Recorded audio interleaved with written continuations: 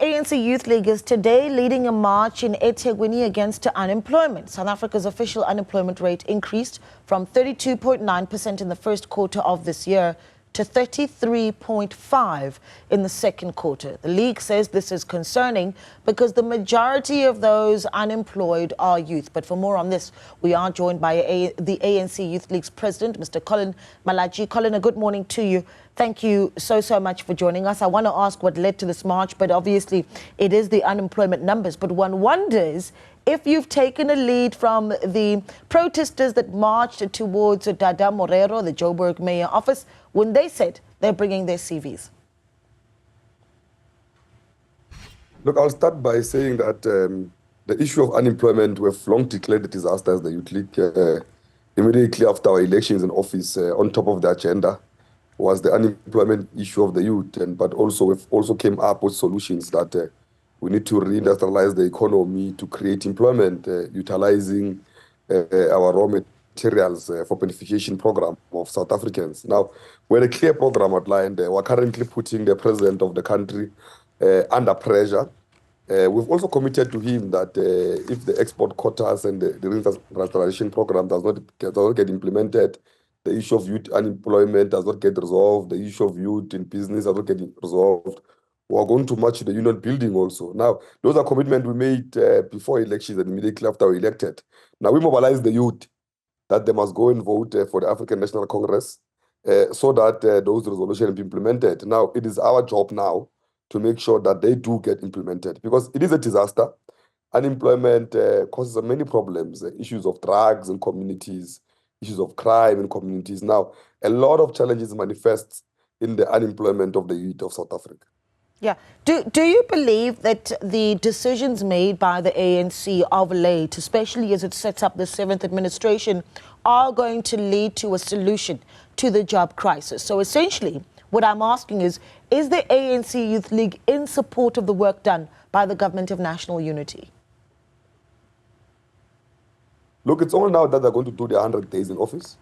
We're not going to wait for them. As we have said before, our job is to monitor them and hold them accountable and make sure they implement our resolutions. We've got resolutions we've given to them. We'll monitor that. That's why we went back to our resolution that every Tuesday we must meet at least one minister to check their progress on the implementation of our resolution that has to do with resolving the socio-economic problems that are facing the youth of South Africa. Now, we're not sitting down. Every day we're in meetings. If you've been following the Youth League, every day we're meeting ministers, we're meeting... Look, not long ago, we were with the Deputy Minister of Home Affairs. We're going to meet the Deputy Minister and the Ministers of Police on the issue of crime, and the issue of undocumented foreigners. We're having an engagement with the Minister of Small Businesses on the issue of employment and labor, on the issue of making sure that the issues of certain jobs are set aside for South Africans, which includes the issues of restaurants, delivery businesses, and many others. Now, those are part of the programs we've put aside to resolve the issue of the unemployment of the youth. Now, we're clear that we're not compromising when it has to do with the creation of jobs. When the economy can do that, it must do that, and the youth of South Africa must be put first. Yeah. I want to talk a little bit about some of the utterances lately of the ANC Youth League, particularly with some of the challenges that are being faced by the mother body. Is there a souring relationship between the ANC and its alliance partners, particularly where the youth wings are concerned? I mean, have you, as the ANC Youth League, asked the SACP to contest elections on their own and sever ties with the mother body? And what is the purpose of making that call? Look, the SACP and the ANC have agreed that the ANC must advance the program of the total liberation of our people, and they will support working hand in hand with the ANC moving forward. We are faced with a setback at this point, which is the setback that has affected our revolution in our program moving forward, because now we have to work with, we have to go around kissing frogs for us to move forward. But ANC is formed for South Africans. Now, we've always put South African first. Whenever there's such challenges, we can't put the ANC first. Sometimes we put South African first. And South Africans have given us 40%, but also they've also later expected the ANC to put the country together, because can you imagine if there's instability in this country, especially in these problems we're faced with of the slow economic growth, the high level of unemployment. Now, the ANC had to provide leadership. Now, where it was unfortunate for the GS of the party to call the ANC sellouts, especially if he was part of those engagements. But I think we've had our own engagement with the Young Communist League because we have a good relationship with them. And we've also encouraged both the ANC and the party to meet and engage. But the party is a political party also. It has contested elections before. And maybe we've raised a new debate to say that maybe if the party contests elections on their own, it might work with us moving forward. That's a better option because we agree on the same program of the National Democratic Revolution. Now, we might not have to go around kissing frogs everywhere, and that's the argument that we're pushing forward as the Youth League. But I don't think the relationship has fully faced big challenges. Not for the first time, the party and the ANC differ on approaches of how to move the country forward. And I believe that the African National Congress will be able to resolve the matter. Yeah, but do you believe that the SACP needs to stop criticizing the ANC? So are you saying that the SACP needs to go off on their own so that they can stop criticizing the ANC? Yeah, the SACP has got a platform in the ANC through its secretariat to engage on issues.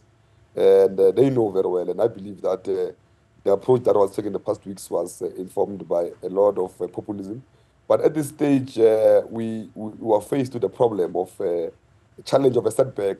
Now, revolutionary organizations cannot fall into a trap of attacking each other at a time where we're supposed to gather support and mobilize society behind an agenda. We believe that in the next coming 5 years, we'll be able to take us out of the setback we're in. We're not happy where we are. We want to govern on our own with our own alliance people. We don't want to govern political parties that don't fully agree with us on many issues, including policy postures and direction. Now, can you imagine the position we're in now? It's a very difficult position that the voters have put us in. But we can't cry. We need to unite South Africans. We can't complain. We can't say the country must collapse because the ANC is at 40%. It's a test. We're given a second opportunity to prove to South Africans that when there's a crisis, the African National Congress will always rise and defend the people of South Africa and Africa in general. You know, one of the arguments that have been made, obviously, by alliance partners is that the ANC simply does not give them the platform for valid and sufficient consultation. And the question then remains, how much voice is the ANC Youth League then given, for instance, right? So when the ANC Youth League speaks to the NEC, does your voice carry weight? I mean, you look at just the structure of the cabinet of the 7th administration. Do you feel that young people within the ANC are adequately represented? I mean, you look at the DA, for instance, you could argue that some of their ministers represent a younger cabinet representation much more than what the ANC does in the 7th administration. I think we must agree that since 1994, we have got more than 17 young people below the age of 35 years who are in parliament. When I was in parliament in the last administration, we were not even more than 5 young people in parliament. That's progress, especially under the setback that we're faced with now, where we've lost many seats in parliament. We're able to influence. Now, the Youth League is not a desk of the ANC. I think that must be clarified. When we sit in the NEC of the ANC, we're full NEC members of the ANC. I sit in the NWC of the ANC. I'm a full NWC member of the ANC. I'm not there representing a desk. I'm there representing young people of South Africa. And our voice ahead, many resolutions are influenced by us. If you can check, look, the many generation mixed in cabinet. We would have wanted more, to be honest. We would have wanted more ministers who are young into cabinet. But it's a lot we're busy doing. But many generations of former leaders of the Youth League have also been put there into the cabinet. But more can be done. And we're looking for more to put in, yes, so that it reflects the demographics of the country. Okay, so you want more. Let's talk about jobs then, right? What is the suggestion that the ANC Youth League puts forward as you plan this march against the high levels of unemployment in the country on how we deal with it? What's the solution that you see as the young arm of the ANC?